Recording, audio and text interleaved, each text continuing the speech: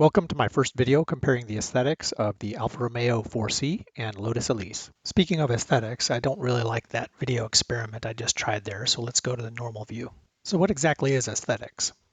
It's a set of principles concerned with the nature and appreciation of beauty, especially in art, the branch of philosophy that deals with the principles of beauty and artistic taste. So as a famous person once said, I'll know it when I see it.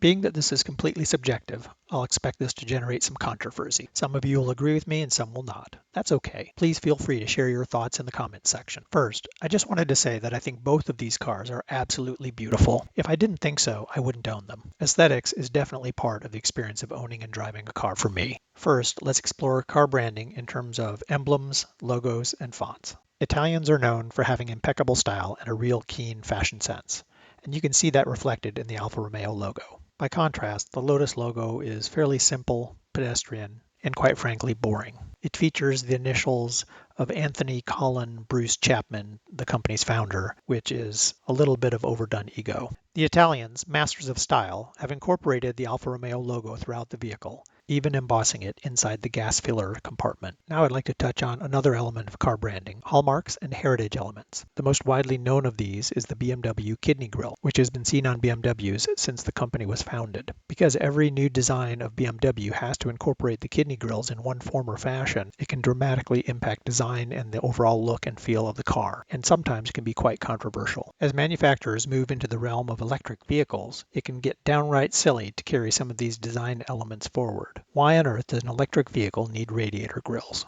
Alfa Romeo has a similar heritage element in their central grille called the Scudetto. Here you can see a history of Scudetto evolution over time. Alfa Romeo has gone so far as to apply a Scudetto sticker to cars that just couldn't accommodate the grille. And Alfa Romeo's heritage design goes beyond the Scudetto to the trefoil, the three-leaf clover, as depicted in these three grille compositions. I just want to linger here for a second and enjoy this gorgeous red paint on the Alfa Romeo 8C. I would also like to thank my friend Kim for these pictures he recently took on a private tour of the Alfa Romeo Museum. The designers of the Lotus Elise were inspired by the Ferrari Dino, pictured here in yellow. The designers of the 4C were inspired by the Alfa Romeo Stradale, pictured here in red. When you look at the Alfa Romeo Stradale and 4C side by side, you see a lot of similarities, but you also see one very big difference. The Stradale is lacking the Scudetto and the trefoil, so it does not have any grills in the front.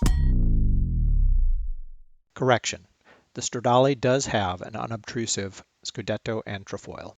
So while the designers of the 4C were inspired by the Stradale, I believe they were hampered by the need to incorporate the Scudetto. And while there's not a bad angle on either of these cars, the Elise or the 4C, the front view of the 4C is my least favorite. By contrast, Lotus doesn't seem to have any heritage design elements like Alfa Romeo's trefoil or BMW's kidney grills. So that allowed Lotus's designers to take their inspiration from the Ferrari Dino without any compromises. Car designs are often compared to beautiful women, and the way that the 4C's hood swoops down into the Scudetto has been called a plunging neckline. Following that analogy, my personal preference would be to have more ample proportions surrounding that plunging neckline. The Lotus Elise delivers with front haunches much more pronounced than those of the 4C. For my money, that gives Lotus the edge, making the front perspective much more pleasing to the eye.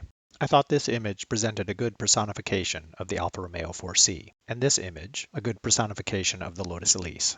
Thank you for watching today's video. I hope you've enjoyed watching it as much as I've enjoyed making it. It was a lot of fun researching the histories of Lotus and Alfa Romeo and comparing these two cars. If you'd be so kind, please subscribe to my channel, like today's video, and comment below about your thoughts on the aesthetic elements we discussed in today's video.